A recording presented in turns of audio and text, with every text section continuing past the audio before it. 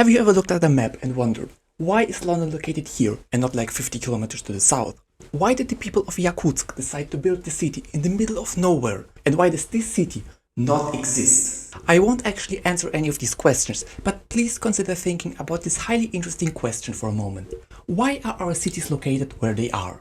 Over the last few decades, a few smart people came up with various different theories. So I did some serious research, or one simple Google search, and came up with this. Behold, the list. And now comes the interesting part. Can we apply these concepts from real life onto Wynncraft?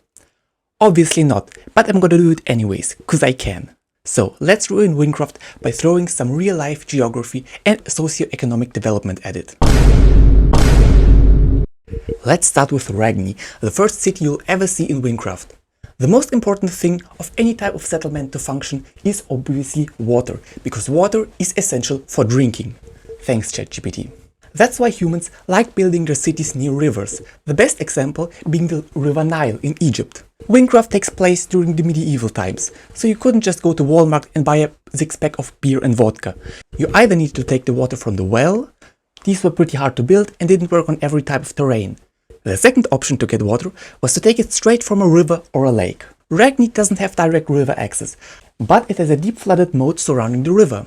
And judging by the walkways down the moat, this is how the Ragni citizens got their water. However, the water in the moat would get pretty stale very soon. Historically, people from medieval times would throw all their trash, piss, shit and unwanted relatives down the moat. And drinking this polluted water would cause fun diseases like cholera and the Black Plague to spread. Enough about water, let's talk about food. Eating is great, I do it every day.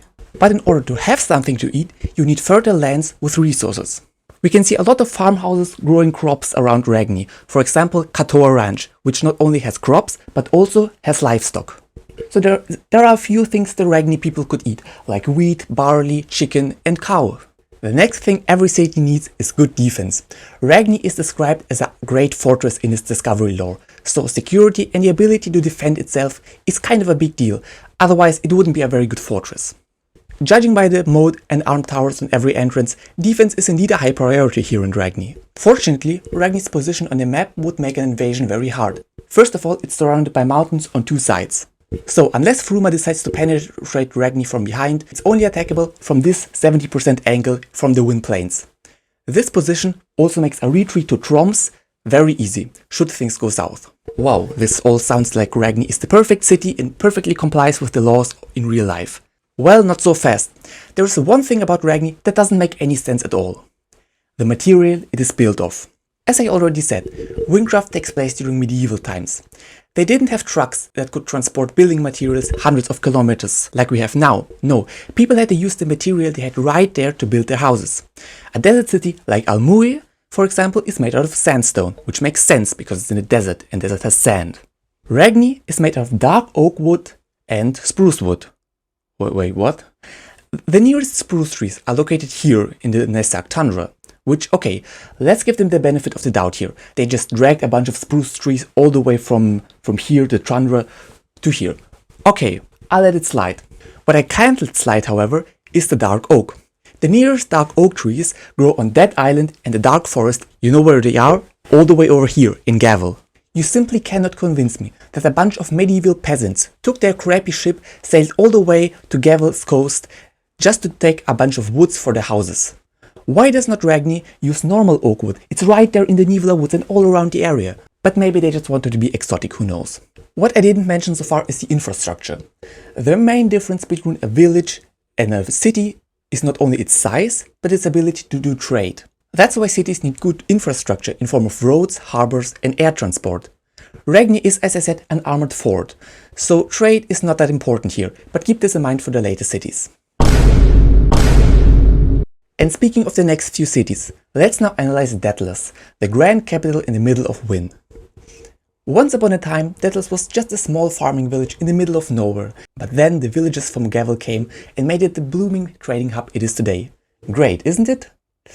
No, Detlas fucking sucks. First of all, I have to mention the roots of corruption. If you look at a map, Detlas is snuggled right up to the Nether portal. And you know what's inside the portal? This thing all these things, that's not good. And this thing that's bigger than your mom, yeah? Basically, all the enemies in the Wind Plains you see came out of this nether portal. There has been a century-long war known as the Corruption War, where these zombies pillage cities and kill innocent people. How can Detlas survive 50 meters away from this nether portal? That's the stupid wall protected. The city of Arceus, aka VIP Town, was completely wiped off the map, and it's right next to Detlas. Other towns like ancient Nemract were also completely destroyed, and they're all the way over here. Why do these zombies attack this place but not this? It doesn't make sense. What the fuck? But whatever, who am I to judge the divine logic of Wynncraft's world building? There are some other minor nitpicks I have with Detlas' placement. For once, Detlas just sits on a plain field. It doesn't have any mountains to protect it, no rivers, no lakes, nothing. It just sits there in open place. No lakes. The Wind Plains are very dangerous. They are filled with zombies, bandits, sentient apples. Very dangerous. Detlas may have city walls, but there is no protective environment around it, no safe zone, and no easy way to retreat. If I were Bakal, I would just lay siege on Detlas and thus throttle the entire Wynn economy, because Detlas is the trading hub. And as we all know, a global recession is much worse than any atom bomb combined on this world. There are a few things Detlas does well, I guess. For once, there's water nearby, which is good, I think. There's also food, lots of food, as you can see on the map. That's good, I guess. Food is good. The location of Detlas is honestly fine. It's nice and central, and so it's good for a trading hub. But it just doesn't work if you consider that there's a literal nether portal with corrupted right next to it. So let's leave this place. Let's go over to Nemract. In my opinion, the best placed city in all of Wynn. Nemract is a port town in the north of the Wynn province. Humans love building their towns near the ocean because ships go brr.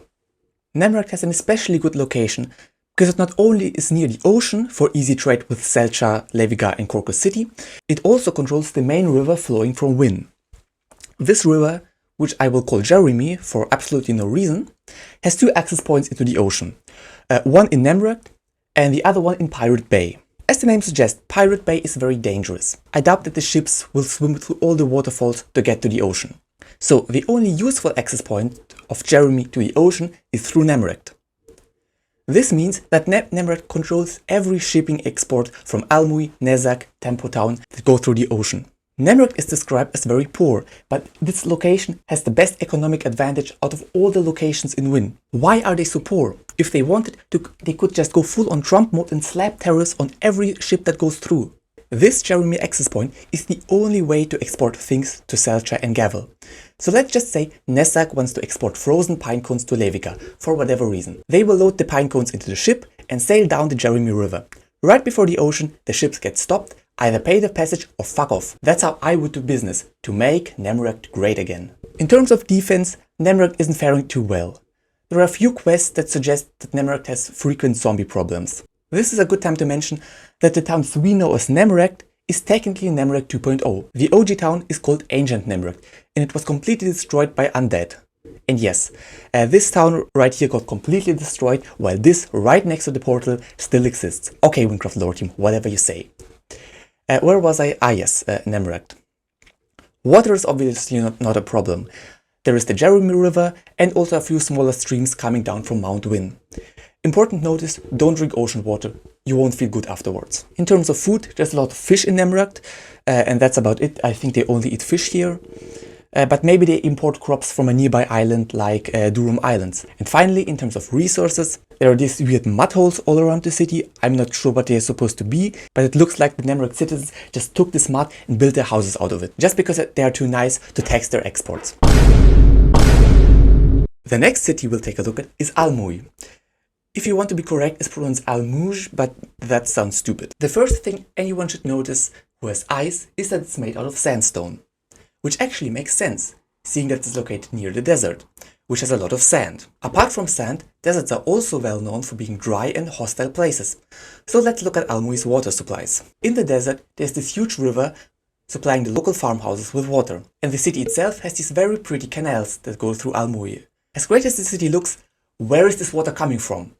Despite what Minecraft wants you to believe, you can't just make an infinite water source from 2 water buckets. If you look at Wynn's existing rivers, this one behind Almuj comes out of this mountain behind it, the Jeremy River comes from the mountains behind the Twain Mansion. This all makes sense, but the water in Almuj canal just spawns out of nowhere with no rhyme or reason. And remember, we are in the desert, it's a hot and dry place, and rain is highly seasonal. So this whole hydration system makes no sense at all. And while we are on topic of absolutely no sense, the farms around Almuj grow a crop named malt. Malt, however, is not a crop. It's a special form of barley or wheat grains, where you let the seeds germinate a bit and then dry them up again, thus stopping the germination.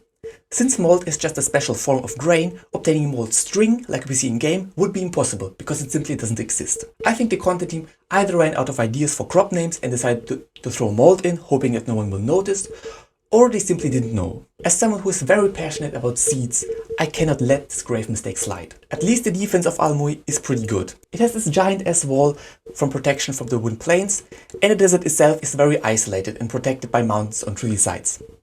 Unless the Rhymic bandits decide to invade from behind, Almuj has very good chances of survival. And the last city we'll be looking today is Troms, the armored fort hidden in the jungle. You know the deal by now, let's speedrun the list. In terms of resources, Troms has jungle wood, obviously. In real life, jungle woods like mahogany is one of the most expensive and durable wood types out there. Also, Troms have silver mines nearby, so it looks like Troms is practically printing money. Water, check, there's a giant ass lake right outside the city. Plus, jungles are known for having a lot of rainwater, that's why they're called rainforests. Security, also check. Troms and Ragni are the 2 fortress cities that survived centuries of the corruption war. The jungle is very remote and hard to access, and it's surrounded by mountains on all the sides. The only way to invade Troms would be either by the tunnel from Ragni or via the Great Bridge from the east.